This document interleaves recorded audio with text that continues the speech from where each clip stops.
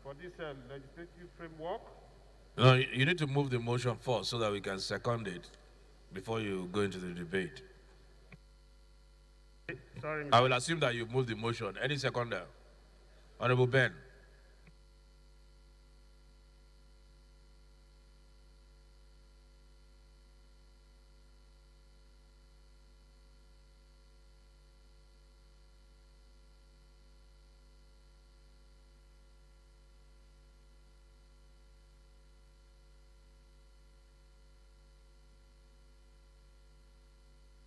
Motion moved by Honorable Isaka, seconded by Honorable Ben Kalu.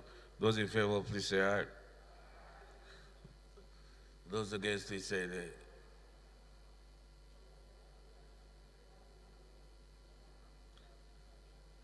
I think I got it wrong there. So we'll just put the question. I got it wrong. Those in favor, please say aye. Those against, please say nay. No debate. Ayes have it.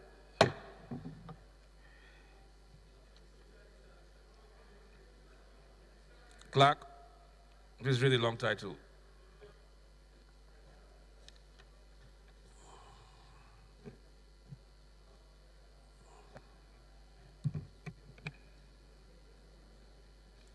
Honorable Speaker, honorable members, a bill for now to establish the regulation of ecological funds to address Nigeria's ecological challenges, particularly erosion, landslides, desertification, flood, oil spillage, drought, etc., and for related matters. Second reading. Bill referred to the Committee on Ecological Fund. Honorable Isiaka, there was not a single dissenting voice. Your bill was straightforward, so we didn't allow you the opportunity of debate. You'll be preaching to the converted. So we'll move to the next, the third order of the day, which is commencement of debate on the general principle of a bill for an act to repeal the River Niger Transit Cap R10 laws of the Federation of Nigeria 2004 and for related matters standing in the name of Honorable Awaji Abiante. Our members will recall that the bill was read the first time on Tuesday, 5th November 2019, and I invite Honorable Abiante to move that the bill be now read a second time.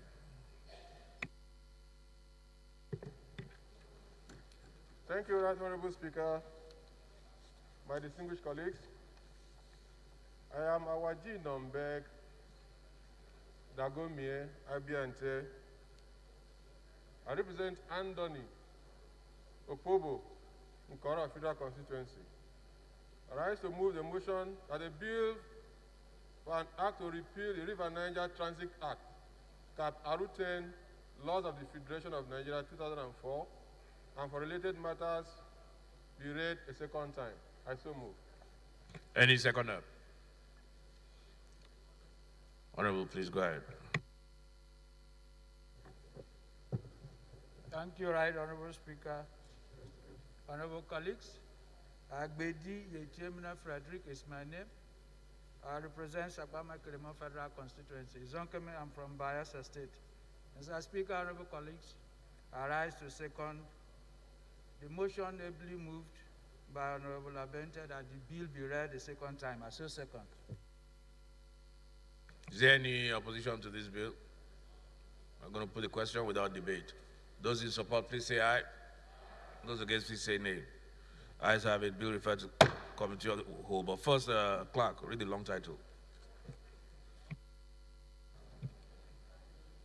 Honorable Speaker, honorable members, a bill for now to repeal the River Niger Transit Chapter R10 laws for the Federation of Nigeria 2004 and for related matters. Second reading. Bill referred to committee of the whole. Fourth order of the day is commencement of debate on the general principles of a bill for an act to alter section 291, fourth alteration, act number 4 of the Constitution of the Federal Republic of Nigeria, 1999 as amended to allow for consistency in the retirement age and allowances of judicial officers of superior courts of record and for related matters standing in the name of Honorable Enwo Iduma Igariwe. Honorable members will recall that the bill was read for the first time on Tuesday, 12 May 2020. And I invite Honorable Igariwe to move that the bill be now read a second time. Honorable Igariwe. Thank you, Mr. Speaker. My very respected colleagues, My name is Honorable Gariwe Iduma Engo. I represent Afiko North, Afiko South Federal Constituency. I'm from Ebonyi State.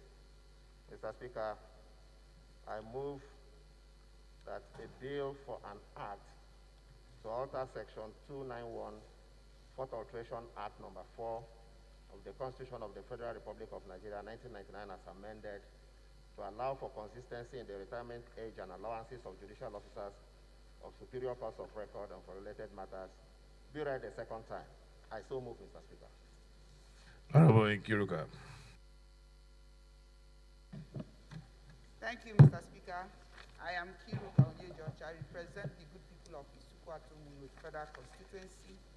I am from Abia State. I rise to second the motion as moved by Deputy Chair Appropriation. I so second.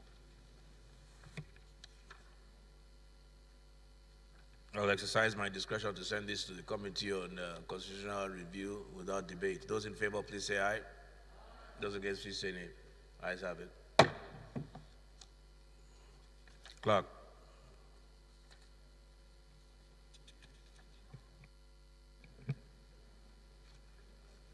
Honorable Speaker, honorable members, the bill for now to alter Section 291, Fourth Alteration Act Number 4 of the Constitution of the Federal Republic of Nigeria, 1999, as amended, to allow for consistency in the retirement age and allowances of judicial officers of superior courts of record and for related matters. Second reading. Bill referred to the committee, Special Ad hoc Committee on the Review of the 1999 Constitution. Fifth order of the day is motion on rescission of the recommendation in the report of the Ad hoc Committee on the $10 million bribery allegation against the House of Representatives, standing in the name of Honorable Abubakar Fulata. Honorable Fulata is invited to move the motion. Thank you, Mr. Speaker. Honorable colleagues, I am Abubakar Fulata. I represent Borneo, Krikasama, Gudi Federal Constituency. Mr. Speaker, I'm from the Gulf State.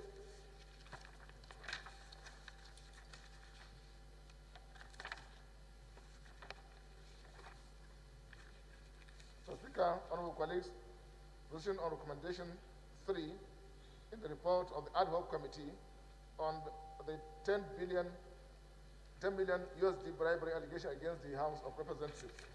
House notes that the report of the ad hoc committee on the $10 million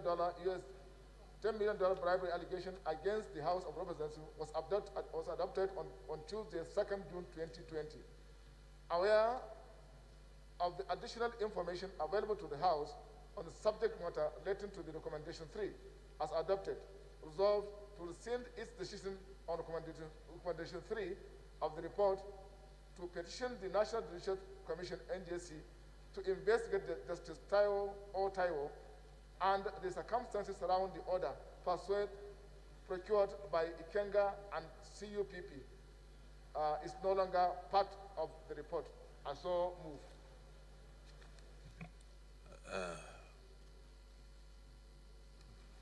Honorable Benson. Honorable Speaker, honorable colleagues, I hereby second the motion ably moved by Chairman, House, Rules and Business. I so second, Mr. Speaker. Yeah, honorable colleagues, just before I put the question, I need to just clarify this. There was a recommendation based on last week, based on the report of the ad hoc committee, to investigate the Justice Taiwo for supposedly stopping the House from investigating a clear case of arrest of legislative process. Justice Taiwo, rightfully so, very angrily did say that there was no such order. So I want to use this opportunity to talk to direct my address to the press, both print and the audio and video, to please be very, very mindful of what they report, because it was based on your reportage that that recommendation was made. It has since been clarified. There was never such order from any court stopping the House from investigating the matter, and the matter has since been concluded. I'll put the question at this point. Those in favor, please say aye. Those against, please say nay. The ayes have it. Sixth order of the day is a motion on need to address the ecological challenges occasioned by erosion and coastal encroachment in Tuon Brass Bayelsa State. Standing in the name of Honorable Israel Sodi Goli, Honorable Goli is invited to move the motion.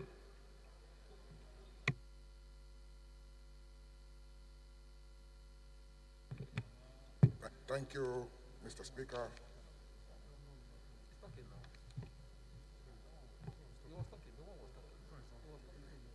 Thank you, Mr. Speaker. My very respected colleagues, I remain Honorable Israel Sonigali. I represent Brass Nimbi Federal Constituency.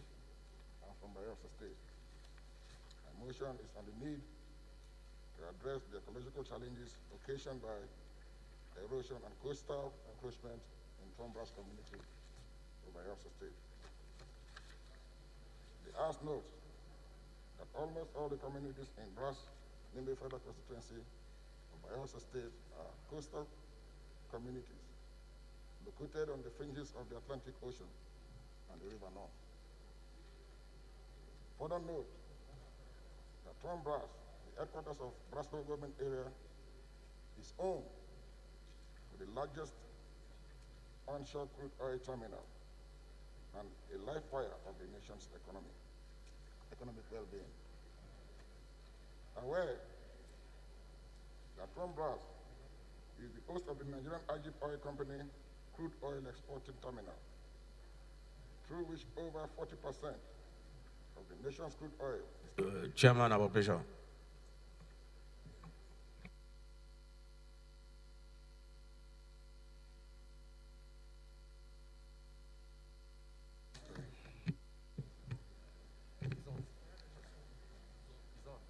and also host to the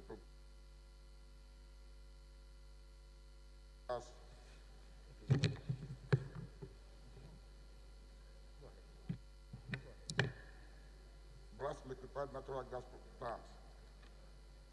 Aware that coastal erosion affects about 60% of the communities in Brass Nimbi Federal Constituency and is exacerbated by the rising sea levels and activities of oil servicing companies that operate along the waterways.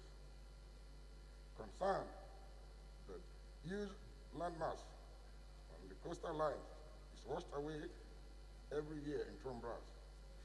This means that in the next 20 years, Tuon Brass and other communities may become extinct. Also concerned that a large part of Tuon Brass community is being wiped off from the surface of the earth, leading to migration of many people away from their ancestral homes. Disturbed that if not attended to, the situation could lead to tension and intercommunal conflicts between sister communities that have lived together in peace and harmony over the years. Worried that critical infrastructures are being submerged along with ancestral homes, places of worship, jetties, and other buildings of historical and ancestral symbolism. Also worried that the Niger Delta Development Commission, NDC, in December 2012, pre-qualified contractors to construct jetty shore protection in Tuon Brass, but up to date, nothing has been done. Further worried that the long and deliberate neglect of these communities by the Niger Delta Development Commission, NDC, will lead to an inevitable degeneration and deplorable living condition of the people.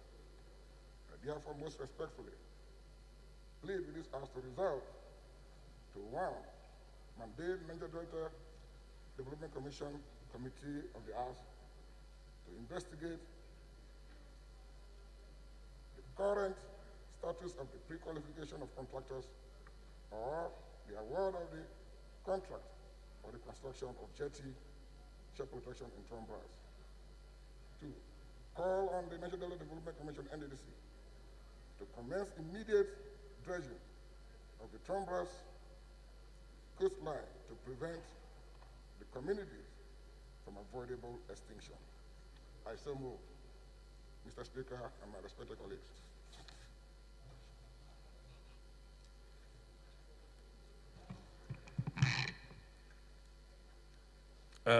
Interesting.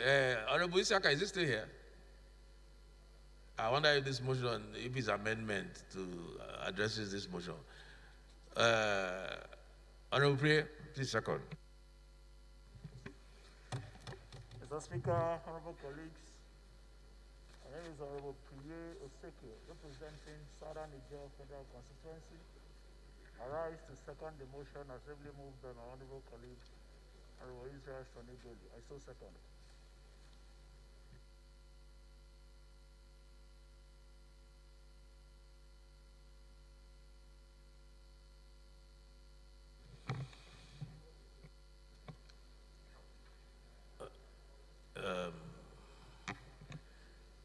It's a disaster motion, so I'll just put the question. Those in favor, please say aye. Those against, please say nay. Ayes have it. Seventh order of the day is motion on need to come to the aid of communities in Buruku local government area, Benue State, ravaged by rainstorms, standing in the name of Honorable Pam Sokpo. Honorable Sokpo is invited to move the motion. So Honorable Sokpo here.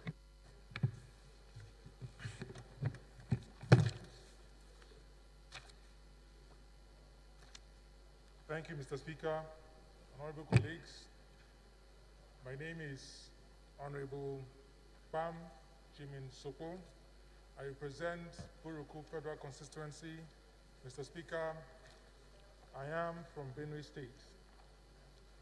Mr. Speaker, I rise this morning to present a motion on the urgent need for aid to be sent to communities in Buruku local government which were ravaged by rainstorms recently. The House notes that Buruku, the headquarters of Buruku local government area in Benue State, located on the bank of River Katinala with an estimated population of 300,000 plus residents, was in the late hours of 31st May 2020 ravaged by a heavy rainstorm, destroying hundreds of homes, offices, hospitals, places of worship, and business premises. Further notes that the destroyed property had been the only place of comfort for the affected communities, who have since the lockdown been observing the restrictions and protocols put in place by the Presidential Task Force and the NCDC to curb the spread of the corona pandemic. Informed that affected communities are now left to the mercies of adverse and inclement weather as the rains continue to threaten unabated. Further informed that should such conditions continue without check, the affected communities would be in danger of contracting and transmitting diseases and illnesses of all sorts and may pose a threat. Honorable Shadipa, you are sitting too close to Honorable Badru. Maintain your social distance, please. Go ahead.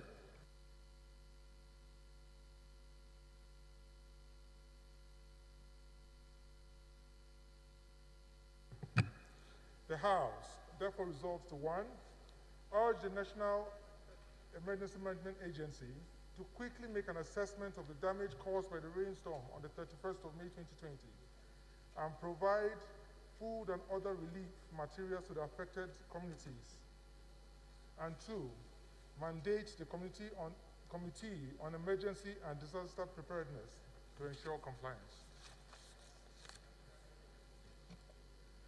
Honorable Comrade Suleiman, can you please second the motion? You are distracting the Deputy Speaker and the House Leader.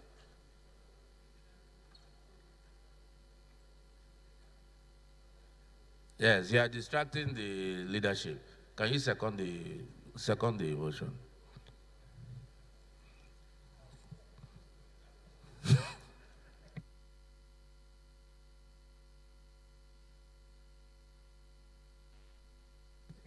First, you tell us which motion you are seconding.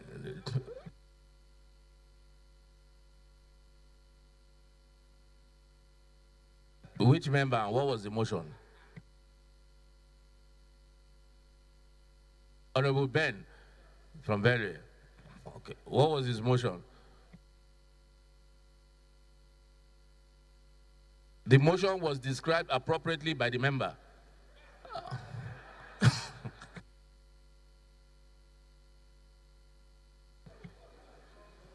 Is is okay. Is a disaster motion. We'll put the question. Comrade, thank you for the experience described appropriately by the mover. So that's another one for the lexicon. We'll have to file that one away. Those in favor, please say aye. Those against, please say nay. The ayes have it.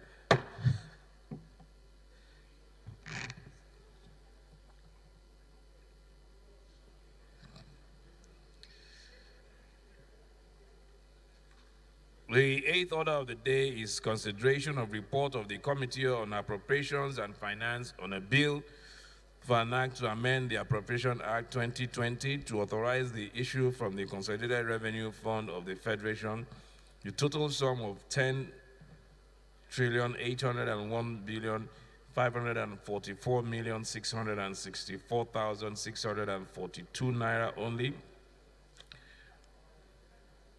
of which 422,775,979,362 naira only is for statutory transfer, and 2,951,710,000,000 naira only is for debt service.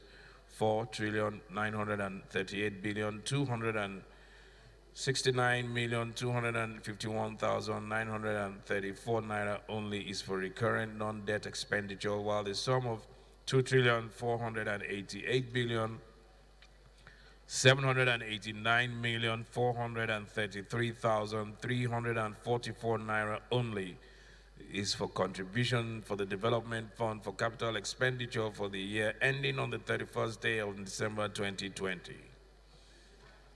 Other members will recall that the report was laid on Wednesday, 9 June 2020. And I'll call on Honorable Mukhtar Betara to move for its consideration. Head boy. Honorable Speaker, honorable colleagues, my name is Mukhtar Betra Aliu. I represent the good people of the Shani. Mr. Speaker, I'm from Borno State. Right Honorable Speaker, right Honorable colleagues, that the House do consider the report of Committee on Appropriation on a bill for an act to amend the Appropriation Act 2020 to authorize the issue for Consolidated Revenue Fund for the Federation of the total sum of 10,144,664,642 naira only, of which 422,775,979,362 naira only is for statutory transfers. 2,951,710,000,000 only is for debt services. 4,938,261,251,904 naira only is for recurrent non-debt expenditure, while the sum of 2,488,789,434 33,344 naira only is for contribution for developmental fund for expenditure for the year ending 31st December 2020. Mr. Speaker, I so move. Thank you. Baba Labe, please, second. Baba Labe.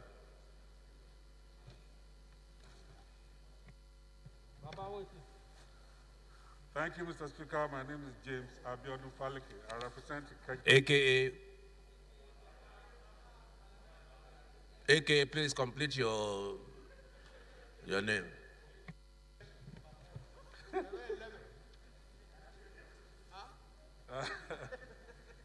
Mr. Speaker, my name is James Abiodun Falike.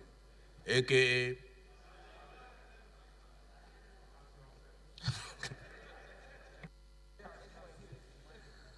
I rise to second the motion as moved by the chairman of Operation Association.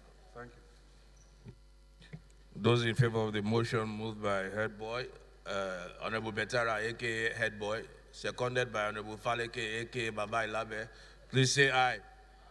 Those against, please say nay. Ayes have it. The ninth order of the day is consideration of report of the Committee on AIDS, Loans and Debt Management on the request for approval of external loans to finance the federal government of Nigeria proposed revised 2020 budget deficit. Honorable members will recall that the report was laid on Tuesday, 2nd June 2020. Honorable Ahmed Safana is to move for its consideration. Honorable Safana. Well, you moved your, I was looking at you moved your location. All right, go ahead. You don't have an AKA yet. We'll soon find you one.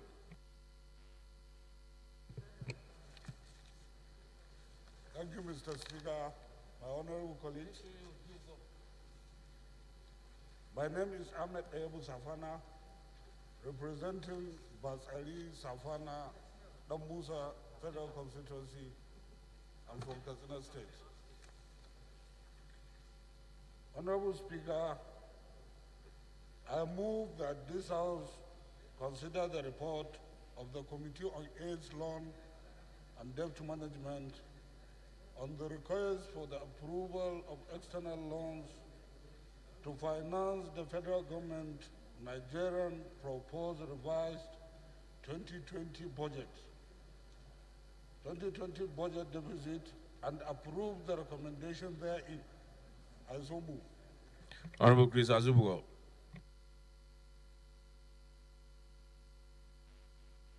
Chris, please second.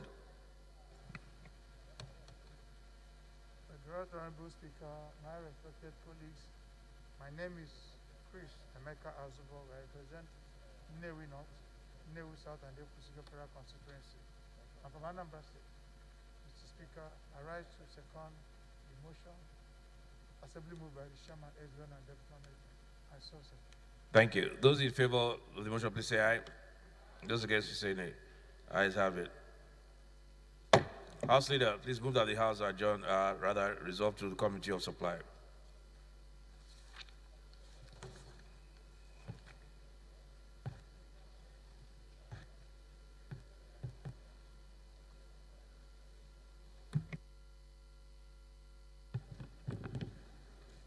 Thank you, Right Honorable Speaker, honorable members.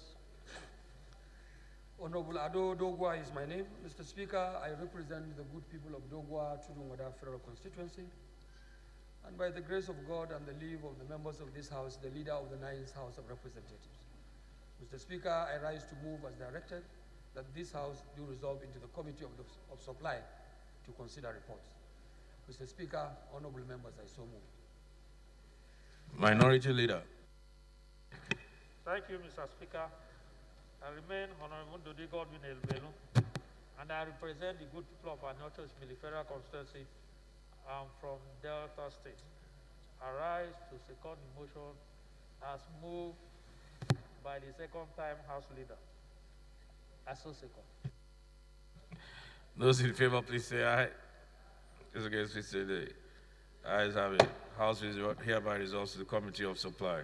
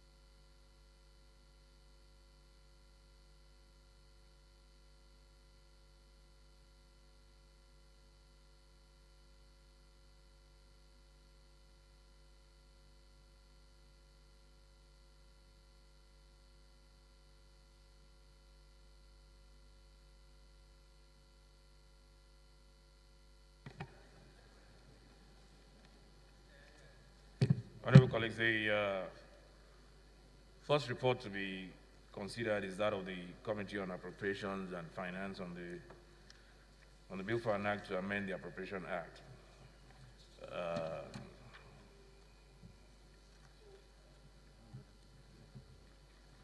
I guess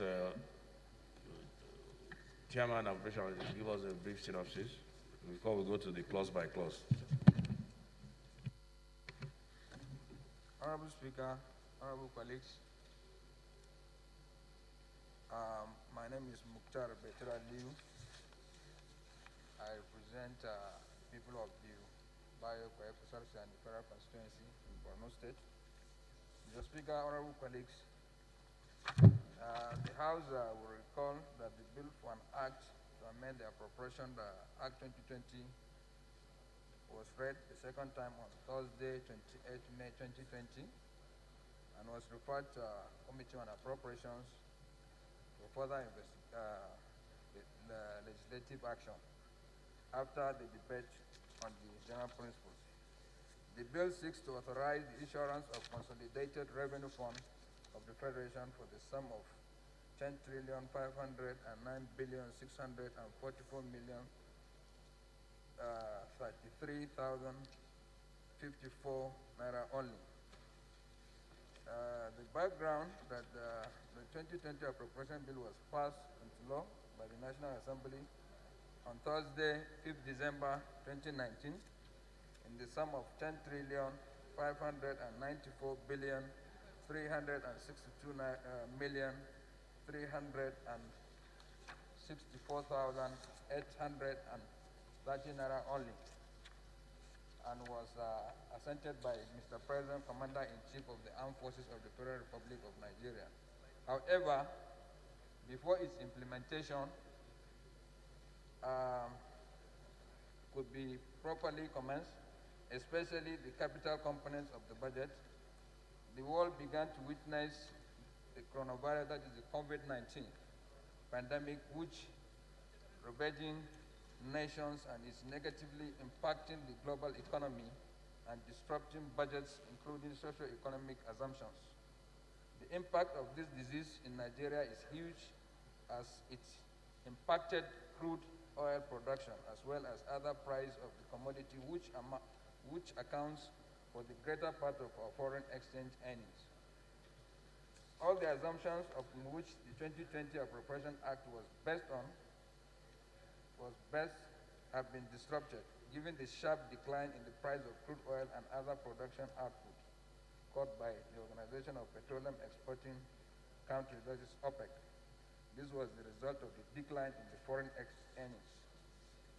With the pandemic, there is also a decline in stagnation of the economic productive activities, with the attendance of huge loss of custom and exercise, including the value-added tax and other sources of federal collective revenues. This situation, in which rightly be considered to be the period of the economic and social emergency, stated the need for the revenue expenditure projection for the year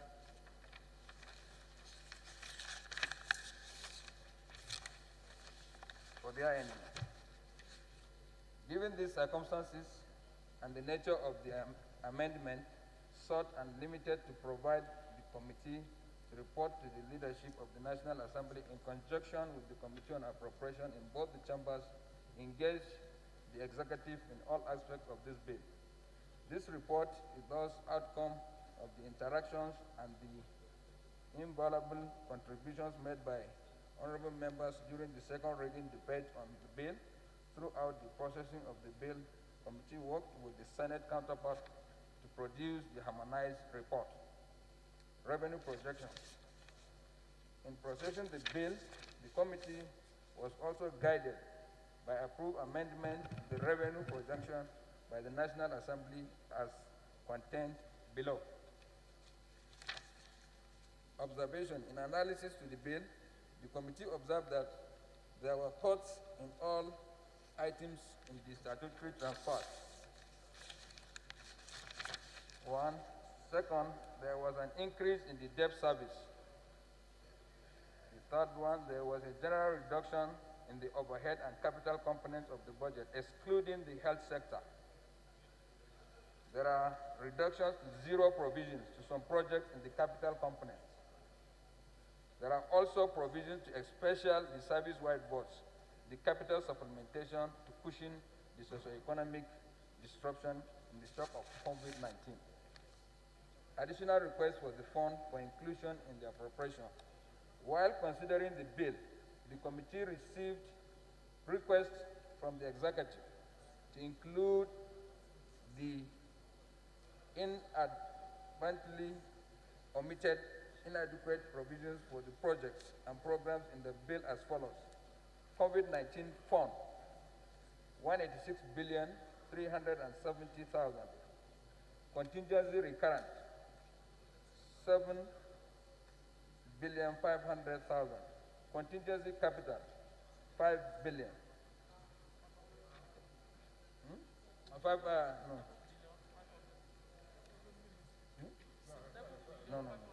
Okay, 7,500,000,000. Contingency capital, 5 billion. Global Alliance for Vaccine and Immunization, 4,099,648,171. While the letters were given to Mr. Speaker to the House. The committee reiterates the fact that any spendings by the federal government from whatever source has been appropriated within Section 80, subsection 81 of the Constitution of the Federal Republic of Nigeria. Mr. Speaker, equally, I need to just give a brief to the House on the issue of our little delay where people could not see the increment to the health sector. The health sector was captured within the MTEF, where we requested the executive to write a letter to the Honorable Speaker so that we can transfer monies for health sector back to the budget so that it will reflect to the budget. So they wrote a letter to the Speaker to check 186 billion from MTEF back to the budget, where we have 126 billion out of it for the health in COVID-19. It reflects in the service whiteboard. Thank you, Mr. Speaker. Thank you, Chairman.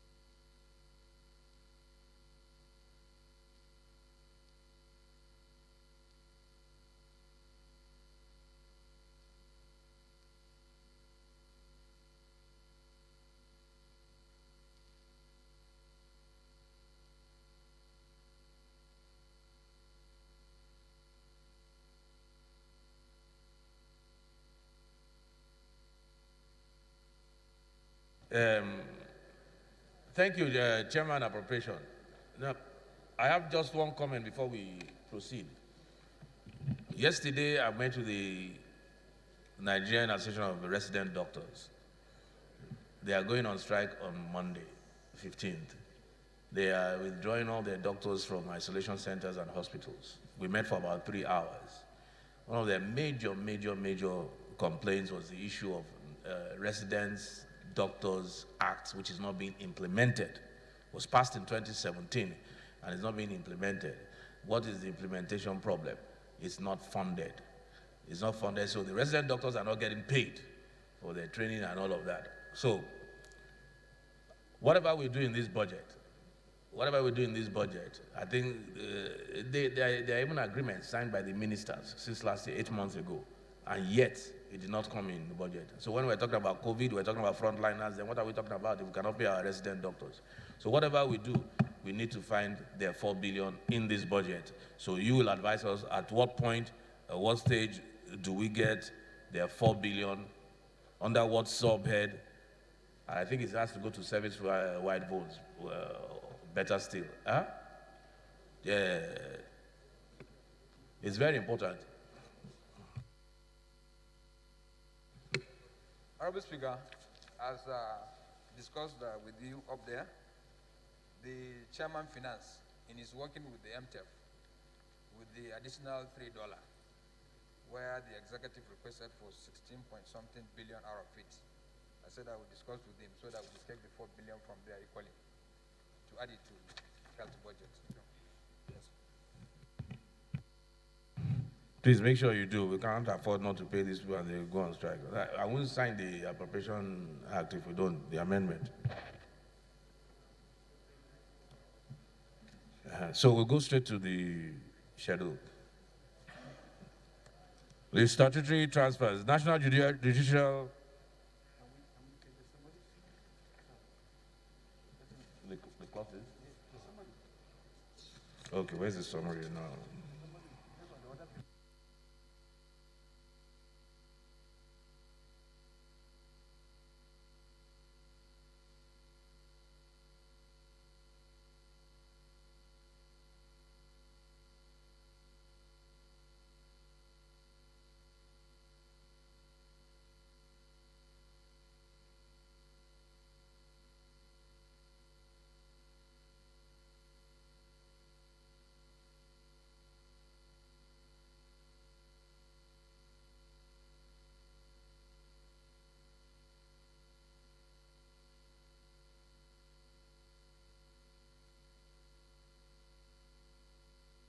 Okay, in the interest of time, we're being advised that we go to the summaries because we're talking about 5 pages here or 6 pages. And in the interest of time, we'll just go to the, so statutory transfers, 422 billion. Please, let me know at what point you want us to bring in this amendment for these resident doctors. Let me know at what point. You will bring up the amendment. Okay. Statutory transfers, 422 billion, 775 million, 979, 362. Carried. Debt service, 2 trillion, 951 billion, 710 million naira. Carried.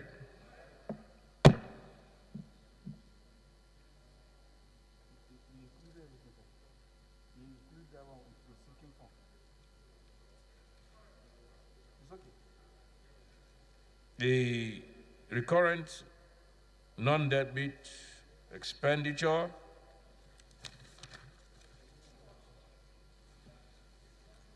where is it?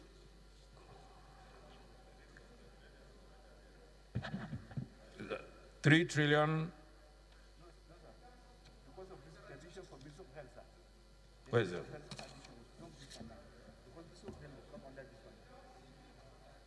Okay, sinking fund. The sinking fund was included. We did the total. Debt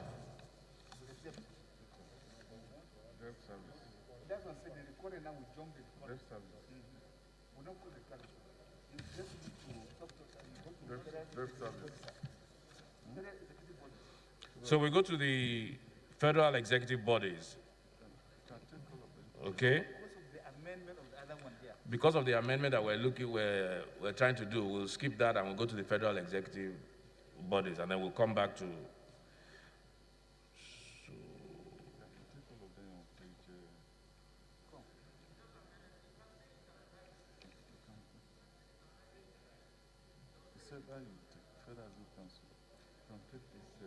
The total allocation for the federal executive bodies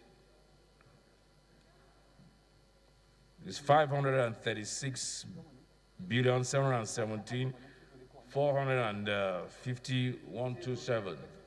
Carried.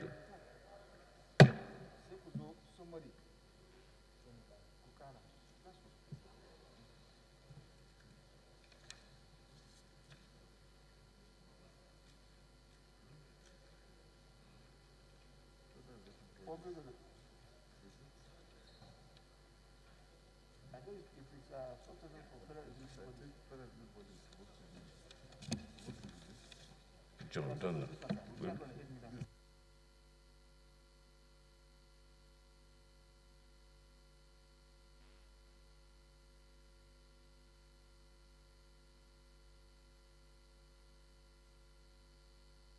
Let's go back to clause 50. The subtotal for the executive, 3 trillion 061 495 250 627. Carried. What's the next one? That's what I'm saying, that's addition. That's addition here because of the.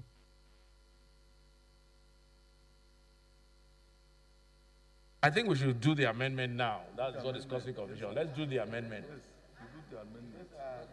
Let him move.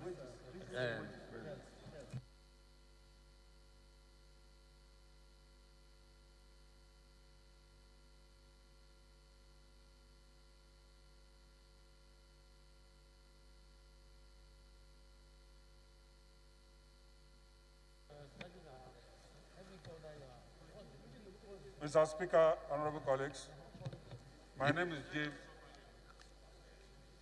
James Abiodun Faleke. I represent Ikeja Federal Constituency. Mr. Speaker, honorable colleagues, following the notice of protest by the Resident Doctors Association's notice of protest, following the notice of strike, the strike by the doctors, and to avoid our health system being jeopardized, and following the several agreements reached by the Resident Doctors Association, in line with their hazard allowances, I hereby move that we add the total allowances running to 4 billion under service-wide vote, which should be recorded under service-wide vote. I so move. Chairman, what we're trying to find out is, if we do it this way, are we adding to the budget?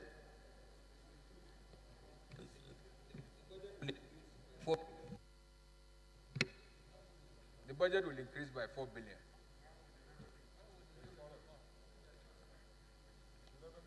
The revenue is there. Yeah. There are provisions from MTEF. We didn't utilize it all. We used part of it for the executive. The executive requested only 16 point something out of the $3 we added up. Yeah, so we can take 4 billion from it and add it up to them.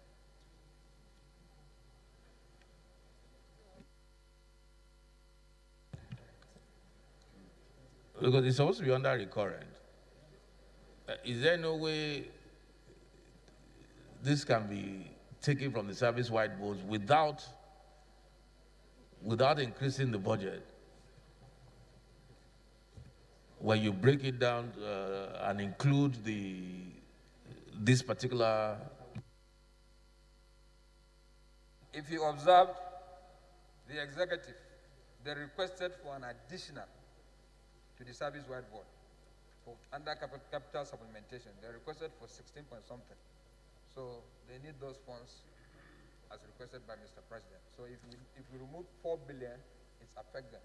So we can take it from the $3 as they said they want to take the 16 point something from the $3 additional.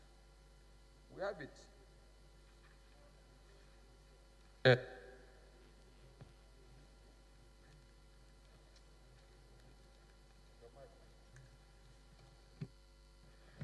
I think what is clear here is that this sum is already accommodated in capital supplementation in the budget.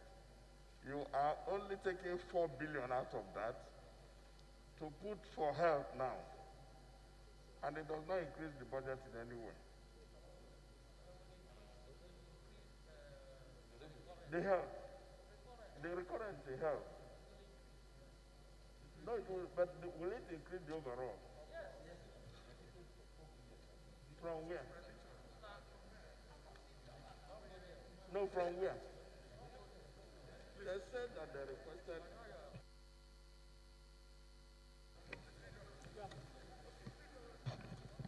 Honorable colleagues, it's not like that.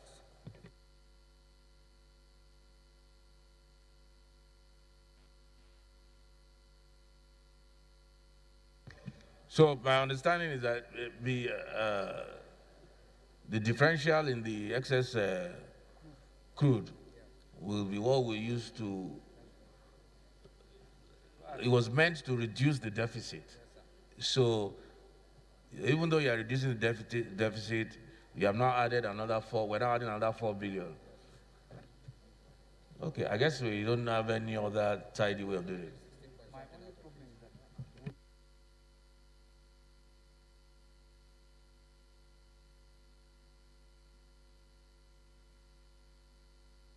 Okay.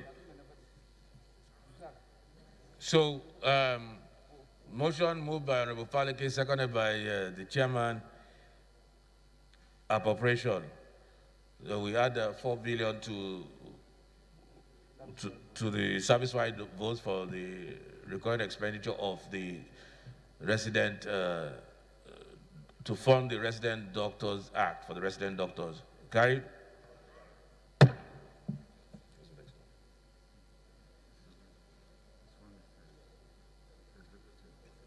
We've done this, let's just move down. Hmm?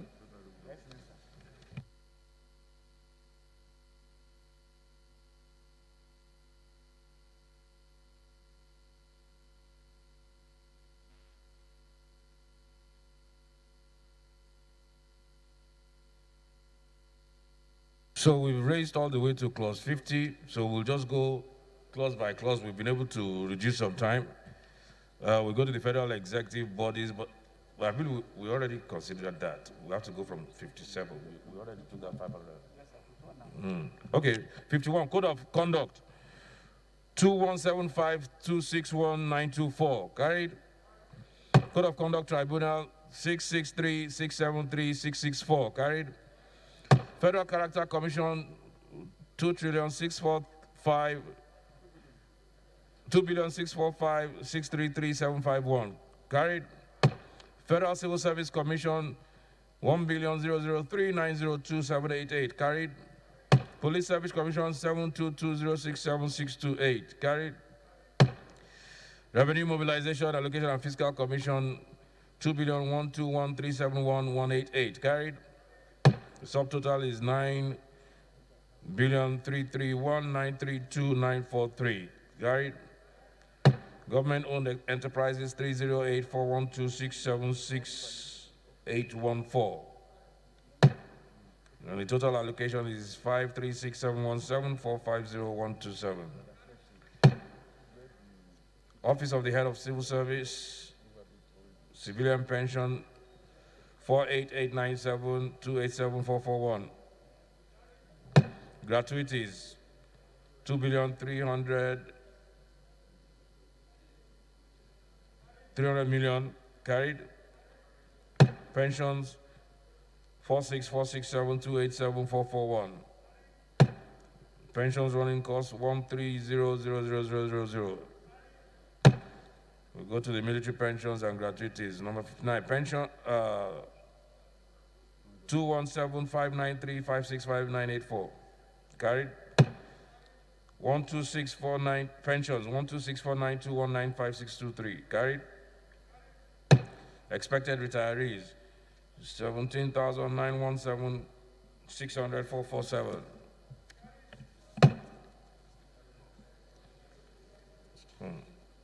You have to go to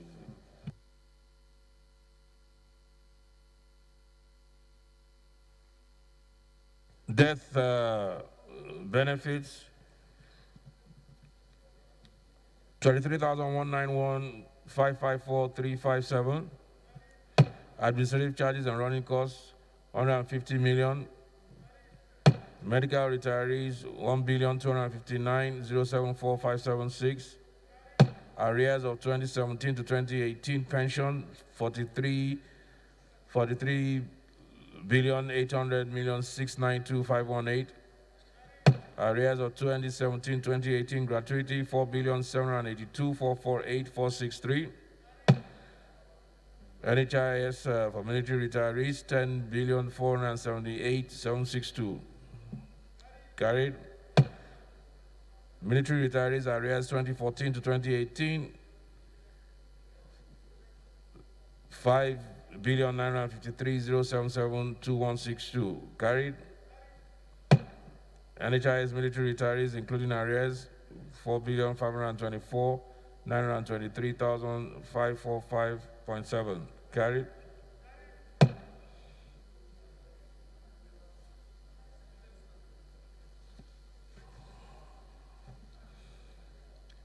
Civilian staff pensions and gratuities 400,255,916.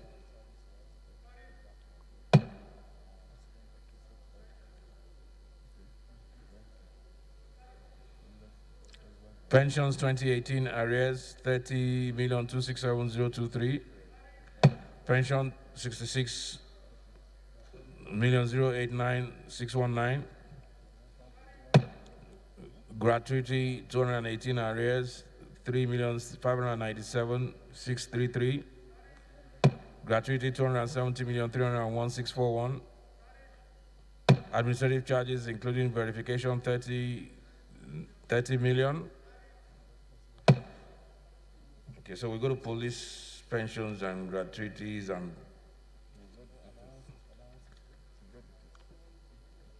7,408,000 carried. Pensions 7,308,000. Running costs for pensions 100 million.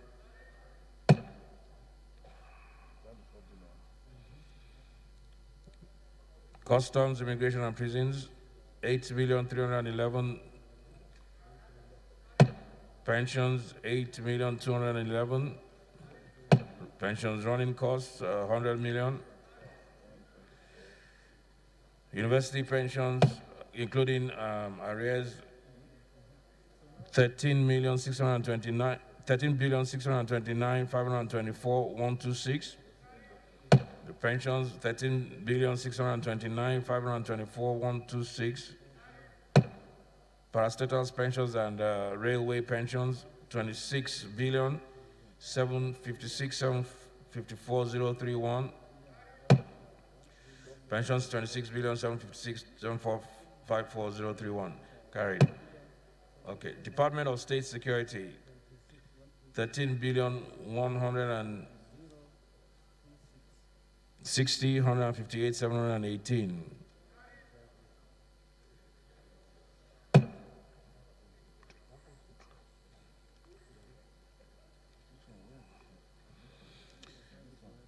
Pensions 9,007,377,311. Gratuity 3,886,521,784. Death benefits 266,259,623.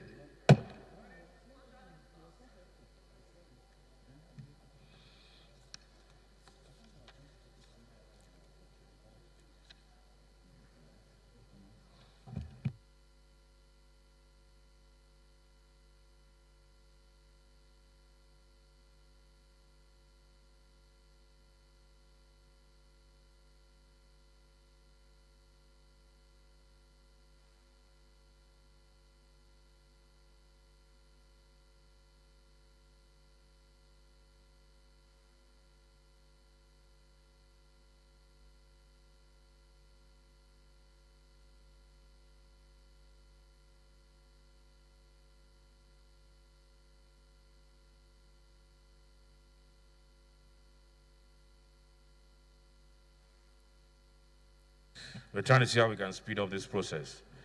Where were we? What number were we? So we're just going to try and see if we can do the totals without doing the breakdown. If anybody has any objection to the breakdown, once you see the breakdown, you can. So yeah, Nigerian Intelligence Agency total is 4,365,518. NEMCO total is 16,879,348,775. Other pensions total is 168,838,035,824. Okay, we go to other service-wide votes. Amendment. Thank you, Mr. Speaker, honorable colleagues. My name is Tobi Okechukwu. I represent Neri of Goji River Federal Constituency from Enugu State. Mr. Speaker, in line with the challenges our armed forces are having, and in view of the fact that we are not willing to be paying for doing social intervention or palliatives, I'm suggesting that we move the sum of 200 billion from special intervention program, recurrent, from the sum of 350 billion, that we move 200 billion to defense so that our armed forces will be sufficiently equipped. I so move. Line number 110. No, we are doing in bulk, so if we don't do it, the figure must change. So we remove 200 billion there, push it to defense, and then reduce the 1 trillion to 922 billion. We're already there. They don't have. They have only 100 billion for capital. We can, I'm amending 110. We are there already.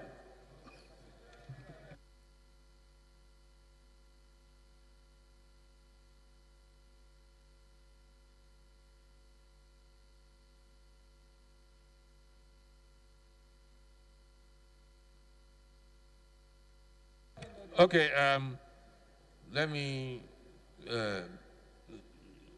is there a request from the Army or Defense regarding this special intervention? Or is this is your own, on your own whim that you think they need 200 billion for? The reason why I'm saying this, Honorable Toby, is that in budgeting, there must be as near exactitude as possible. Rather, other than that, because if we don't do that, people will be adding and subtracting that based on no request. Now, the one I talked about was because of the meeting I had with the resident doctors, and we know how important it was, and they were very specific as to the amount that was required.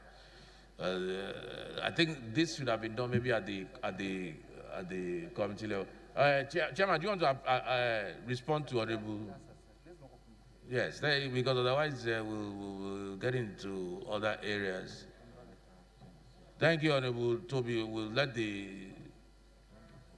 we're meeting with the security agencies. We'll let them know that you looked out for them. So, how they're using the social, yeah, that's why we're working out a bill that will give it statutory backing.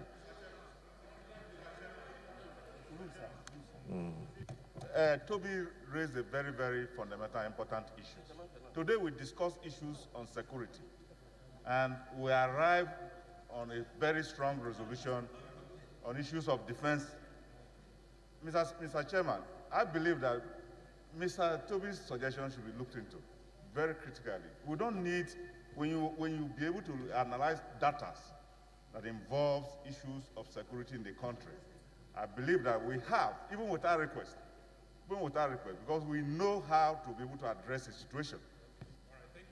All right, thank you.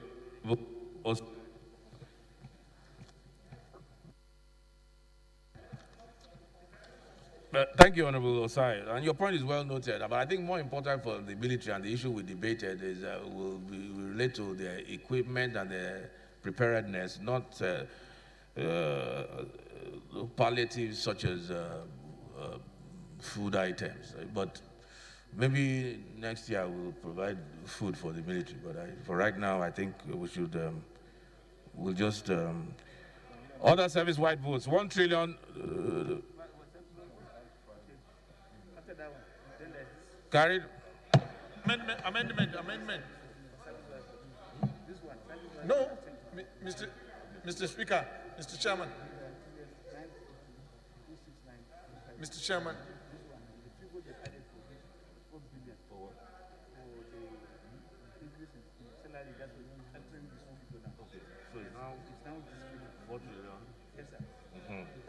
Mr. Chairman.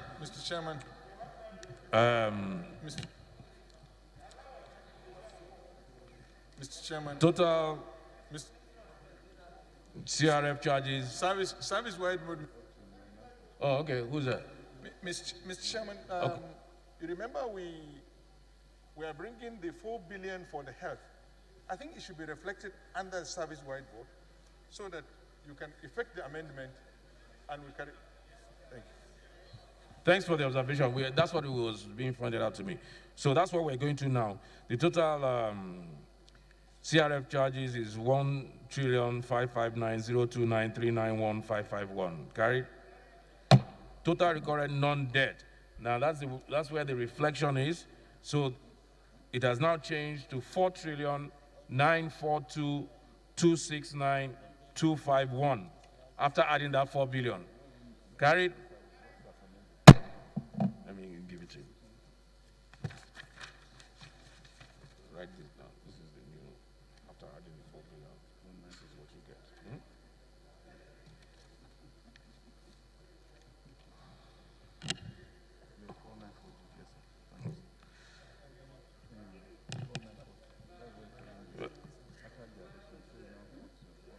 Ministry, department, agencies, as per D, capital expenditure. Presidency, 15,383,317,626. Carried. Ministry of Defense, 115,873,903,710. Carried. Foreign Affairs, 6,638,5. Hold on a second. Is Chairman of Foreign Affairs here? Okay. Ministry of Foreign Affairs, 6,638,510,086. Ministry of Information and Culture, 5,787,773,341. Interior, 32,925,118,431. Head of Service Office, 1,470,798,510. Auditor General for the Federation, 3,348,824,987. Police Affairs, 15,556,238,229. Ministry of Communication Technology, 4,731,032,692. Office of the National Security Advisor, 25,922,169,328. Infrastructure Concession and Regulatory Commission, 90,351,688.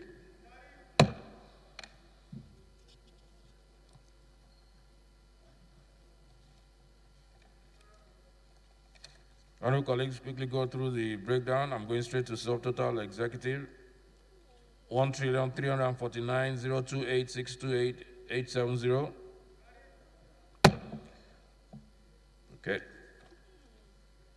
Federal executive bodies subtotal 960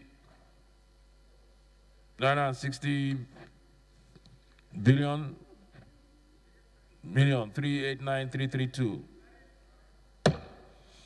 Government-owned enterprises 141170085,810.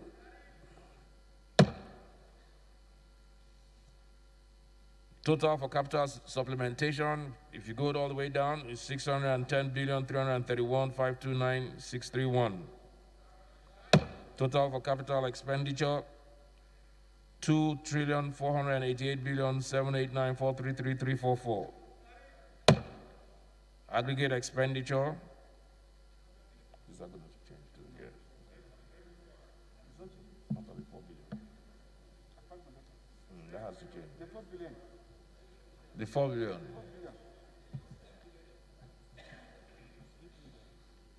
The 4 billion. Okay, that's the figure. Okay. Capital, aggregate expenditure, that has to change now because of the 4 billion for the resident doctors. So that comes to 10 billion, 10,805,544,664,642. Carried?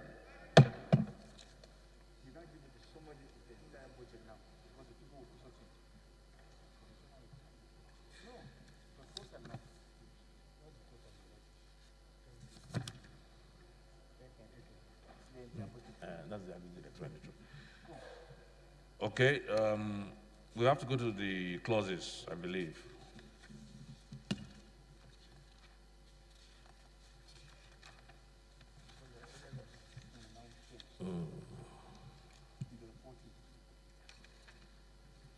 So we'll go to the clauses. Clause 1, carried. Clause 2, Clause 3, Clause 4, Clause 5, Clause 6.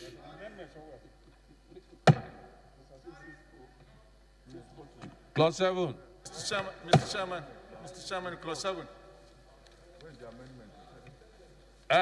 Move a motion for rescission. I already hit the gavel on Clause 7. It's not rescission, Mr. Chairman. It's an observation, Mr. Chairman. Go ahead, go ahead. Mr. Chairman, this Clause 7, information on funds releases. Probably the Chairman Appropriation or the Chairman Finance didn't know what is happening so that they can intervene. I know budget is based on codes, and based on every line item, certain money is released, and that release is tagged against that line item. But there is one abuse to our appropriation, and if we allow it, we'll end up coming here, pass this budget, go out of this place, and then the executive will do what they want. Through this tagging, the illegal tagging. Tagging is legitimate in budget, that's why you have line item. So the money, specific money is tagged against a line item and is released to the agency to implement the budget. But what is happening now is these agencies, through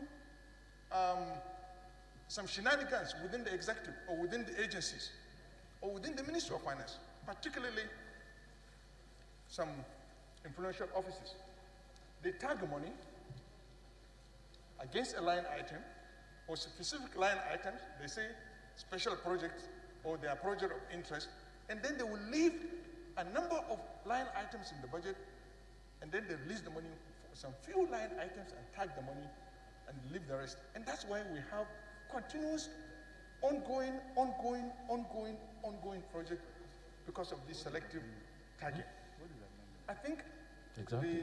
the Chairman Appropriation should step into this, look into it, because it's an abuse of the Appropriation Act. Thank you, Mr. Chairman. I actually get Honorable Sada's point. Is the issue of, you are saying that the process of tagging has been abused, more or less. Selective, yeah, that's abused, yeah, selective tagging. Okay, so what would be the amendment?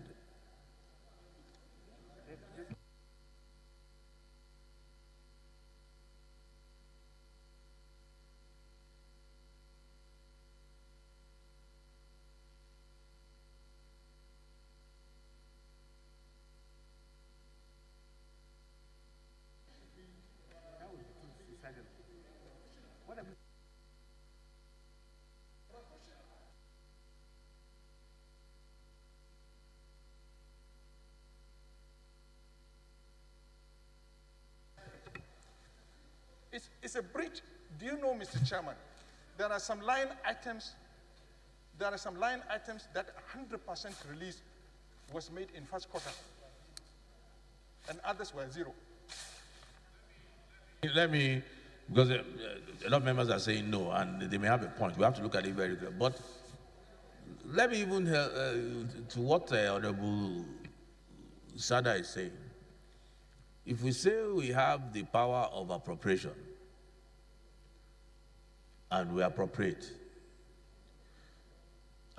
for several bodies, to what extent do we really have the power of appropriation if at the end of the day it is the Ministry of Finance that is determining who gets what?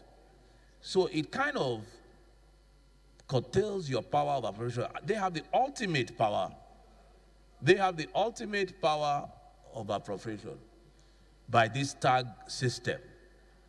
There's a conflict somewhere. Maybe there can be a clause that the tagging shall be, the tagging system, which you still have to do, because there will be priority projects, shall be in conjunction with the... Mr. Chairman, we should even remove that word tagging. We should remove that word tagging. We should make releases. Excuse me, Mr. Chairman, then if this House will fight on this tagging, then something is going wrong in the implementation of our Appropriation Act. Mr. Chairman, we must be, for posterity, we might not be here tomorrow. If we allow this illegality to continue, I'm telling you, our Appropriation Act will be useless. What is tagging? I want to know what is tagging and accounting. If they want to release money, they should release the money across board. Whilst I may not believe in the releasing across board because of priority projects and priority areas, but I believe also that we should also have a say in what is tagged and what is not tagged. But I think for now, your point is well made. I think for that, I think we should sit down and look at it against the next appropriation to see how we can at least curtail it a little bit, that it will not be a one-man or whimsical approach. I'll tag this, I won't tag this.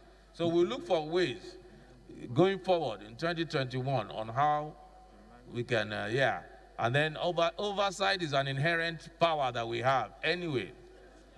Yeah. So clause 8, clause 9, 10.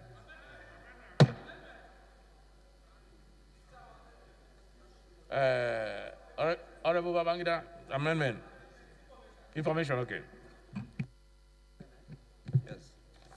Thank you very much, Mr. Chairman, honorable colleagues.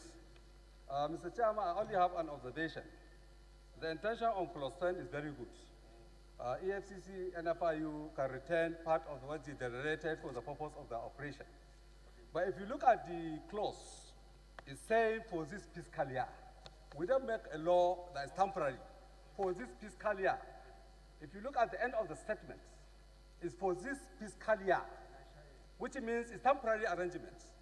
So I'm of the opinion, it's either we amend the EFCC Act to accommodate it, or we amend the Fiscal Responsibility Act to put it under the schedule of operating surpluses. It's very important.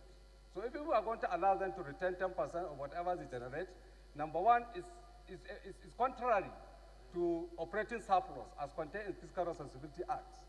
So if we want to be specific on EFCC and FIU, then we have to go to the Act and amend it to make it permanent. Thank you. I think the DS has something to say on this matter.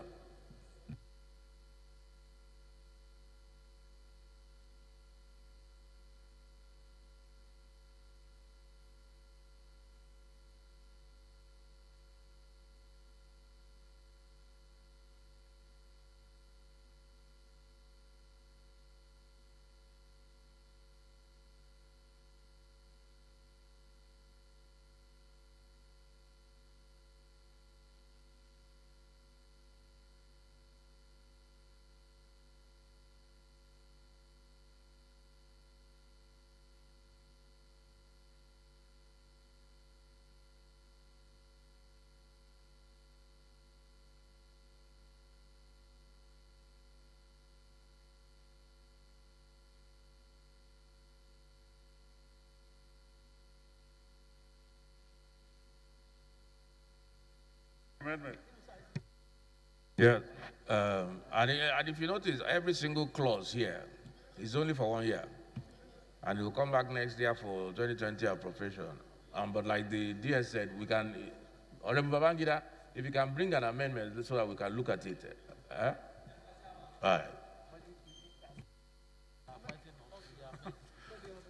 Thank you, Mr. Speaker, honorable colleagues. My name is James Abiodun Faleke. I want to amend the statement so that it is better clear. The Economic and Financial Crimes Commission, EFCC and Nigerian Financial Intelligence Units are authorized to change, is to charge. The word is charge. The word is charge and not change. I also want to amend, if you can add ICPC to also be a beneficiary of this, so that it's not seen as.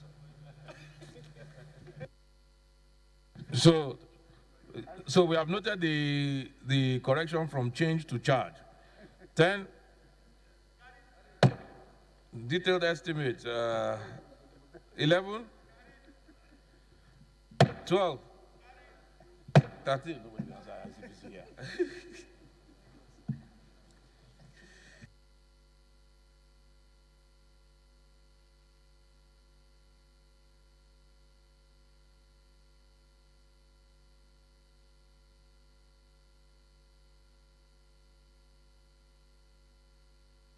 We go to the second report.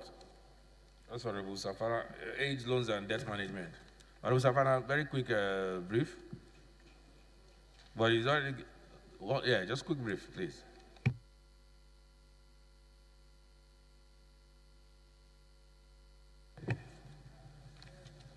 I'm Ahmed Ebu Savannah, representing Basari, Nambusa Savannah Federal Constituency.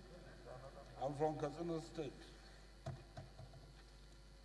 Mr. Speaker, my dear colleagues, you will recall that on Thursday, 28 May 2020, a communication from the President, Commander-in-Chief of the Armed Forces of the Federal Republic of Nigeria, President Muhammadu Buhari, requesting for approval of the House for external borrowing was read and referred to this committee for further legislative action. The committee observed that the financing is being sourced by multilateral and bilateral global donor lenders and partners with proven track record of previous financial accommodation and support to the federal government. The committee also notes that the borrowing will not take our public debt stock outside the self-imposed ceiling of 25% of debt to gross domestic product, where the recommended percentage by the World Bank and IMF for our country peer group still remain at a far away 55%. The committee therefore resolved as follows: that the House do approve the external borrowing of the sum of $5.513 billion from the following multilateral and bilateral institutions. 1, International Monetary Fund, $3.4 billion. Purpose is for rapid financing instrument to part finance the federal government 2020 revised budget deficit. Number 2, World Bank, $1.5 billion. Purpose is to develop for the development of policy financing to part finance federal government of Nigeria 2020 revised budget also. African Development Bank, $500 million. This is for COVID-19 crisis response, also to support the revised budget deficit of 2022. Then Islamic Development Bank will provide $130 million to also finance the revised 2020 budget deficit. 2, that the terms and conditions of the loans from each lender as are contained in a duly executed loan agreement be forwarded to the National Assembly for proper documentation. Thank you, Mr. Speaker. Thank you, my dear colleagues.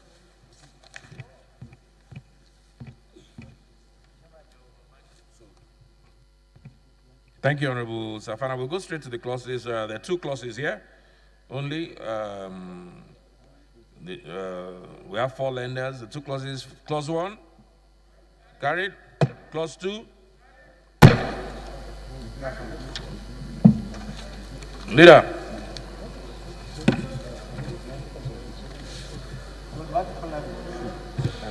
We're ready, so give me.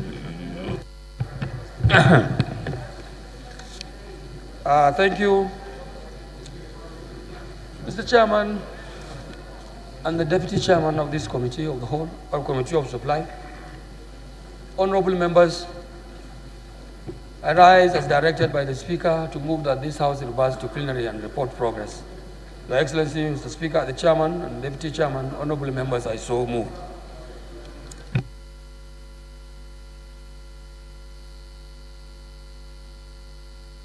Thank you, sir. Mr. Speaker, honorable My name is Shehu Koko. I represent the good people of Koko Basin and Mayama Federal Constituency. Mr. Speaker, honorable colleagues, I'm from KBC. I rise to second the motion that the House do back to plenary to consider review. I so second, Mr. Speaker.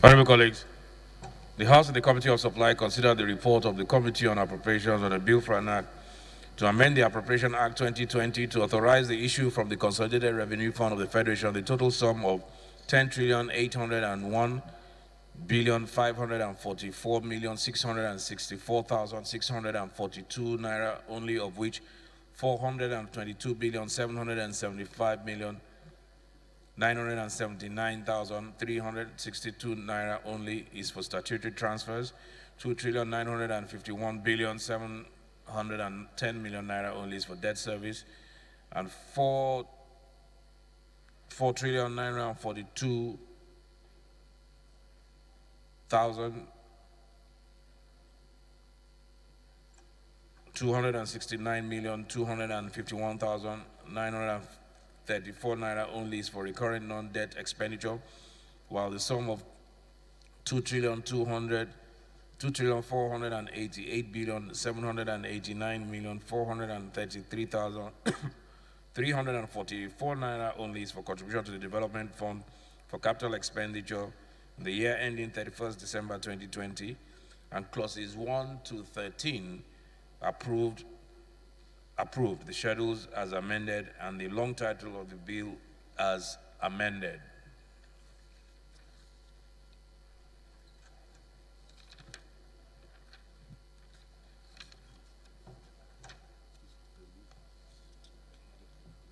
The Committee on AIDS, Loans and Debt Management on the request for approval of external loans to finance the federal government of Nigeria proposed revised 2020 budget deficit and approved clauses 1 and 2 of the report.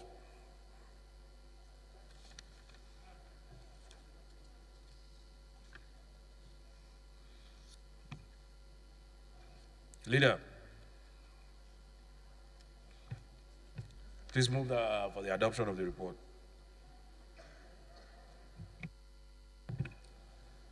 Thank you, Right Honorable Speaker, honorable members.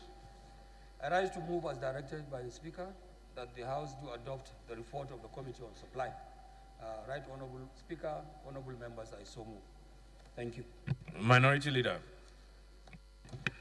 Thank you, Mr. Speaker. I remain Honorable Dodi Godwin Elmelu, and I represent the good people of Anocho Federal Constituency from Delta State. I rise to second the motion that will do adopt the report as moved by the House Leader. I so second. Those in favor of the adoption of the report, please say aye. Those against, please say nay. Ayes have it. Honorable colleagues, before we move for adjournment, I'm obligated to say one or two things. Today is the one-year anniversary of the 9th Assembly. as is traditional, I will make one or two comments. I do not have a written script, but I will make one or two comments, and we'll conclude tomorrow, Thursday.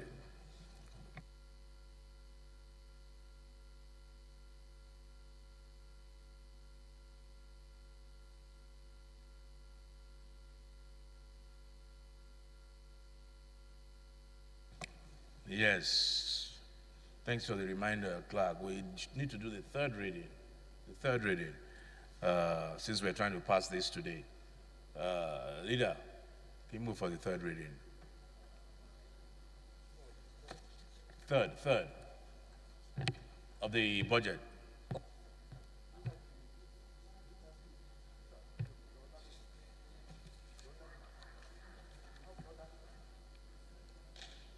Give it to you.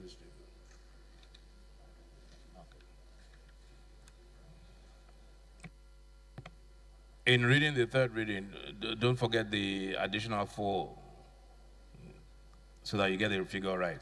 But give him this. Give this to, yes.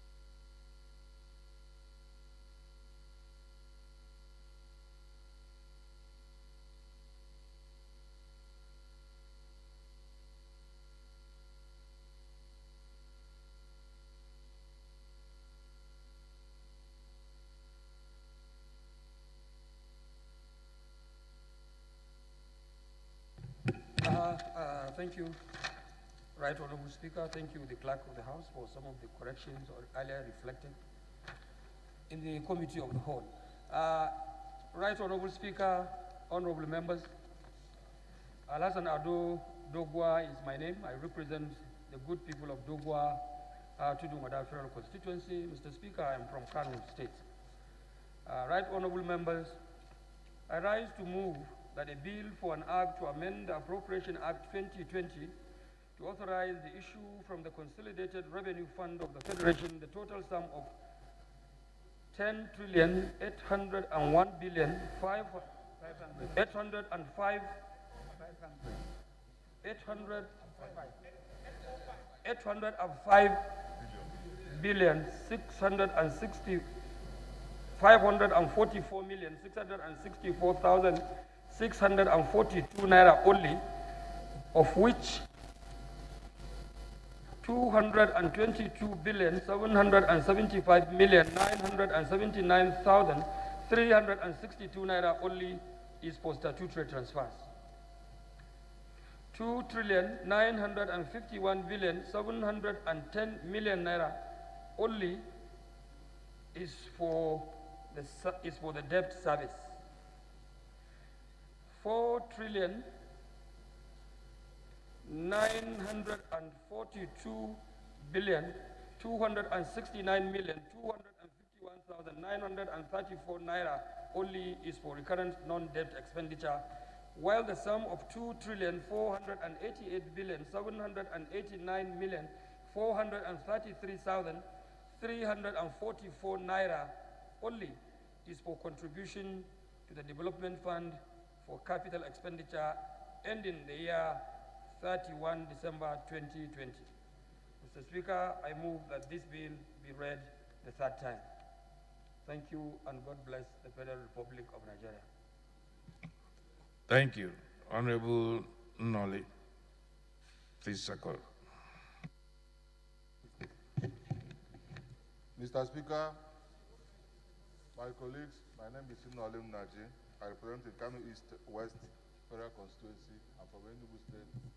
Mr. Speaker, I rise to second the report as read by the majority leader. I so second. Those in support that the bill be read a third time, please say aye. Those against it say nay. Ayes have it. Clerk.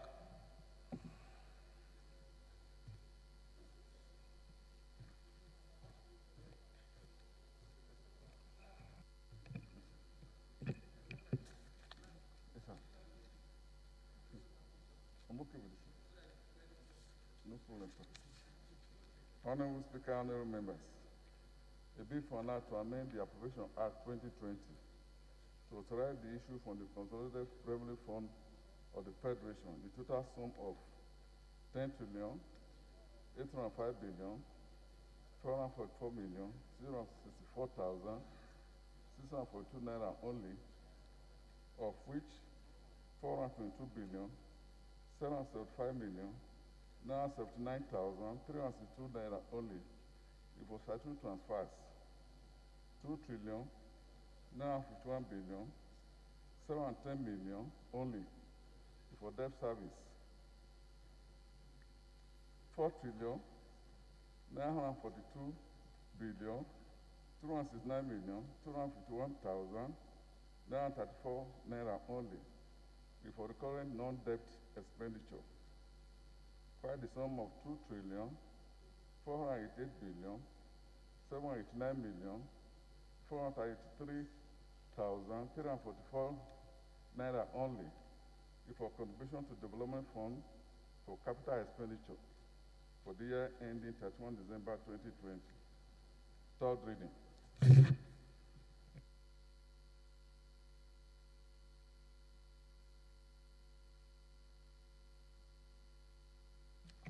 Yeah, bill read third time and passed.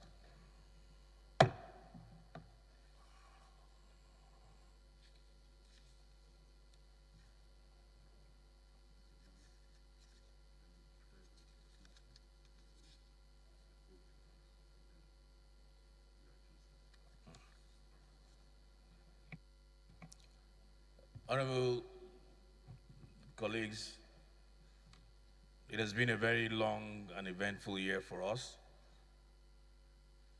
The Ninth Assembly, I must say, has recorded several firsts and milestones in the last 1 year, but unfortunately, the advent of COVID has punctuated our trajectory and the pace at which we were moving.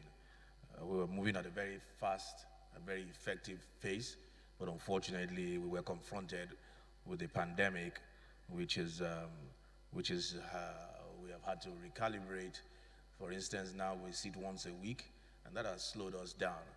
But nonetheless, the first and the milestones that we have achieved remain on record. That credit goes to every single member of this House. Notwithstanding, like I said, we'll continue to, and we have continued to work very hard and assiduously for the Nigerian people, both here in the chambers and those who are back home in our constituencies that we work for. We have been proactive in tackling national issues and issues that come upon us even at a moment's notice. Again, that credit goes to every single member of the House. Tomorrow we launch a reworked version of our 9th legislative agenda, which is in keeping with the times that we're in now. We have reserved that launching for tomorrow, where members will have the opportunity to contribute and to adopt the legislative agenda, which we have now reworked. On behalf of the leadership, honorable colleagues, I want to thank you profusely, all our colleagues, for your unflinching and unalloyed support that you have given us in the last 1 year. We do not take that for granted at all. I also want to personally thank, at least for myself, I want to thank all members for your unwavering support, members across party lines, across all ethnic groups. I am deeply gratified for the kind of support, unprecedented support you have given me from the beginning when we had our election to this very moment. We know, and I know more than anybody, that it takes the support of all members and the grace of God and His favor to preside over a house of 360 intellectuals. And for this I am eternally grateful. The Ninth Assembly will continue to work to deliver, for the people of Nigeria, dividends of democracy as we know it. Tomorrow is the first day of a new session. Today is the last day of this session. Tomorrow is a new day, is the first day of a new session, the beginning of a new session. It's very sad that we started, all of us together, but in the process we have lost some members in this 1 year. We pray that the Almighty God will continue to rest their soul in peace. They started with us, but unfortunately they are not here with us. We remember our colleague, Honorable Jafaru Iyasu from Niger State. We all remember him very fondly, an amiable gentleman, a giant in his own way. He left us unannounced, unexpectedly. We remember the old man, old but young, Honorable Fagengao, who we can all attest to, his sense of duty, his maturity. I don't think there was any single person here, member here, that ever had crossed a word with him. We thank God for his life. And we thank God that his son is here with us now, who has taken his seat and who, by the grace of God, will fill those big shoes that his father left in the Ninth Assembly and the House of Representatives since he's been here. May God continue to spare the lives of those of us who are here, and may we continue to do what we are here and elected to do. Honorable colleagues, on that note, I would want us to rise for a minute's silence for our two colleagues that passed in the last 1 year.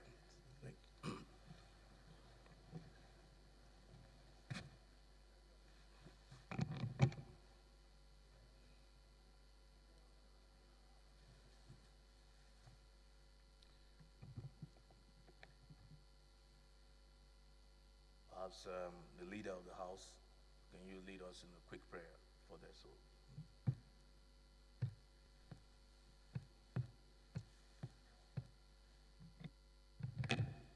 أعوذ بالله من الشيطان الرجيم بسم الله الرحمن الرحيم. Let's recite Surah Al-Fatiha. بسم الله الرحمن الرحيم الحمد لله رب العالمين الرحمن الرحيم مالك يوم الدين إياك نعبد وإياك نستعين اهدنا الصراط المستقيم صراط الذين أنعمت عليهم غير المغضوب عليهم ولا الضالين آمين. والله الذي لا إله إلا هو الرحمن الرحيم الملك القدوس السلام المؤمن المهيمن والله الخالق البارئ المصور له ما أسماء الحسنى. ربنا آتنا من لدنك الرحمة وهيئ لنا من أمرنا رشدا. ربنا تقبل منا إنك أنت السميع الدعاء. الحمد لله رب العالمين. May the soul of the departed rest in Al-Jannah Firdaus. الحمد لله رب العالمين.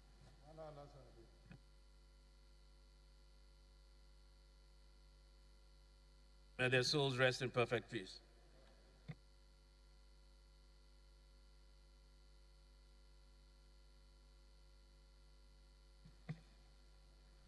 So, honorable members, we adjourn sitting till tomorrow. Leader, Can you move for adjournment? And tomorrow, please, can we all be seated?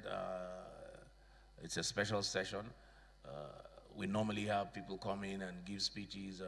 We invite speakers from outside, but we're not doing that. Tomorrow is a clear departure.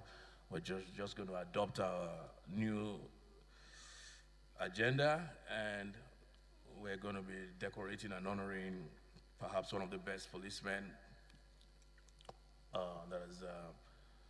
that has been in active service for over 20 years. Leader, move for adjournment. 10 a.m. tomorrow, not 11. We're starting at 10 tomorrow. Thank you, Right Honorable Speaker.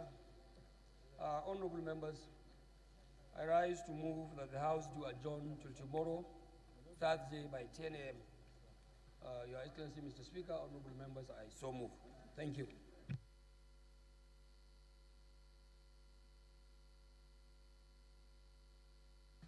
Minority Leader. Thank you, Mr. Speaker. I remain Honorable Dodi Godwin Elmelu, and I represent the good people of Anochurch Federal Constituency. I'm from Delta State. I rise to second the motion that we do adjourn till tomorrow 10 a.m. as moved by the House Leader.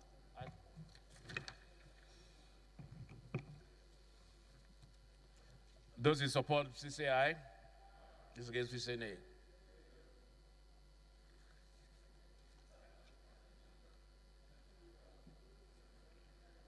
The nays have it. Sit down.